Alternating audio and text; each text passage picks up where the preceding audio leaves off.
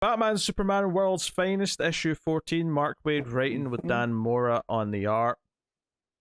Obviously, we have the whole death of Simon Stagg, or do we? As this issue might get into, which is not a surprise that Simon Stagg probably faked his death, or someone faked his death. Someone faked his death. And definitely wasn't. He faked his own. Yeah. Yeah. And where it leads to. Wait, that sounded sarcastic from Connor. I'm not sure. I fully expected to end up being that he's faked his own death. Yeah, I would say it's still a very real possibility that he. You feel that he's got a hand in wherever it's leading. Yeah. Yeah. Where it led to, which I don't want to spoil quite yet, fits very well in with this whole Silver Agey kind of vibe that Waid and Moore have been going to, and it still feels like a tour of the DCU of a certain time. So I still appreciate it for that. Yeah. We have what looks like. So we've got like an evil metamorpho by the end. It all sort of traces back. It's like, okay, the person in the casket is not really a human body. It's like a robot with like a weird artificial brain or something. And it's like, okay, we think it may be Ivo that's behind this, but like he would maybe need help to pull this off. Yeah. So they go to the Metal Men creator. What's his name again? Oh shit. It definitely said it. Magnus, thank you. Dr. Will Magnus. All I could keep thinking is him and his pipe. So they go looking for him, and he's like missing, and seemingly all the Metal Men themselves are they're all like T-1000 in the molten metal. They're all screaming for help. I think it's curious that they kept talking crap about Mercury, how he'll always drop the fact on him. He's so smug. Yeah, that Mercury's the only liquid metal, or the only metal that's liquid at room temperature. Yeah, that could be a foreshadowing for something down the line. It could be, or it could just be that. Yeah, they think it's funny that he's that smug. I mean, yeah. It could just be a bit of dick. The last issue ended, of course, with Jimmy insisting that they print a story about how Bruce Wayne is the lead suspect of the murder. So this issue starts with Bruce being like, "Clark, you dick, why did you publish this?" Journalistic integrity. Yeah, they did their due diligence, and it points to you, so it would be unethical to not print it. Yeah. And then there's a random Oliver Queen scene, which is not that random in context of the whole issue, but it felt random at the time. Yeah, it felt so wrong too, because I'm like, Oliver Queen, since when is he this chummy with Bruce Wayne? Yeah, I always felt like there was a rivalry, and I was like, he's talking like a Hollywood agent. Yeah, it didn't sound right, but that's actually all very intentional, because later on it's like, oh no, he's been replaced by some, robot imposter or whatever it is. So it's okay, someone's going after billionaires, maybe except Bruce, because now Bruce is a murder suspect. It won't benefit whoever's behind this kind of thing. Did you enjoy the panel of Robin riding on Superman's back? That was a weird look, yeah. Was not expecting it. It's just a little... I feel like just being a little further up the back just would have looked a bit better. He's right on his ass, is all I'm saying. Yeah. Hey, there's cushioning. So he can't help it that Clark is caked up, right? That's the most comfortable place to sit. Okay. I'll just, it stuck out, is all I'm saying. So yeah, we have them doing some investigation work and whatnot, fighting a robot.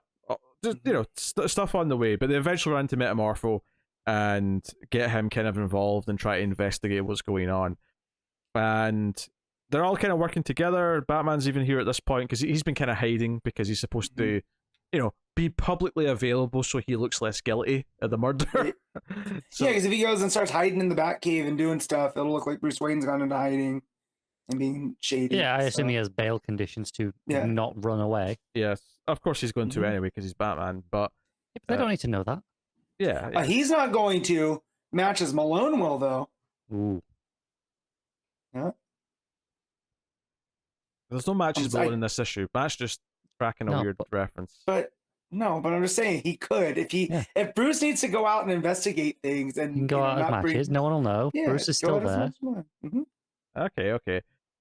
So yeah, they end up in a the weird lab where all these robots skeletons have been made, and there's like a half finished Bruce. It's all very creepy. Good bit of atmosphere. Obviously, the art from Moore is on point as ever. Mm-hmm. Batman and Metamorpho, they're the ones that go to the Metal Men's place, and we get these big, molten vats where you realize that the Metal Men are in the vats, all melted by the end of the page. Which honestly, just hearing this voice with a vague face in this liquid saying "help us" is actually quite creepy and sad. It's a nice For sure. mix of feelings. So. The cliffhanger, though, is that Ivo seemingly has created. He was trying to basically create a double of Metamorpho, but the double would have to have all of his abilities. But he thought to himself, why stop there? Why not have a Metamorpho who can create even more elements? So we have a Metamorpho, an evil Metamorpho, who can create kryptonite, and he's got Superman down at the end. So that's the because one of Metamorpho's limitations is that it has to be mineral or elements that are in the human body. Yes. That he's able to manipulate. This evil Metamorpho doesn't have that same. It can be any type of element, including kryptonite, which I liked. Way more dangerous. Well, yeah, and it fits in with the whole Amazo thing. Amazo could copy the powers of the Justice League, because that's how I like how they bring in Will Magnus, is that Amazo was an imperfect android because it didn't have a mind of its own, and that Will Magnus, through the responsometers, that's what gives the Metal Men their personalities. So it's almost like this thing is a fusion of those two. And that maybe that's where Will Magnus is. He's being, having, the force. He's being forced to make new responsometers for this type of thing. That's why the Metal Men ended up in the vats, to keep them out of it. But yeah. Yeah, well, I think that's all around fun issue. I think that's what Batman brings up, is like, why wouldn't the Metal Men protect them? And then it's like, it's because they've been neutralized somehow. He's done something to them. Yeah, honestly, I mean, this just continues to be a really pulpy sort of fun book. I do, as much as I was joking about Robin riding on Superman's back, I do kind of love that. Okay, Batman can't really leave and go anywhere. He's like, you need a detective, and like Robin's already there. He's like, yeah, I've got one. Yeah. Like I think this exploration of like Superman just teaming up with Robin sometimes is kind of nice. It's kind of fun. Yeah. Well, yeah, I always like that too. That Clark is as much of a mentor to Dick as it was always Bruce like was. Dick's hero, so it makes sense that they spend some time together. Mm-hmm. Yeah, but I just like we have a book that can actually focus on that a little bit. Yeah. So it's a good time, and obviously the art from Dan Mora is just constantly very sharp, very vivid. Like everything's. You're telling me Dan Mora puts out good art? Yes. Yeah. All right, what are we rating this, Matt?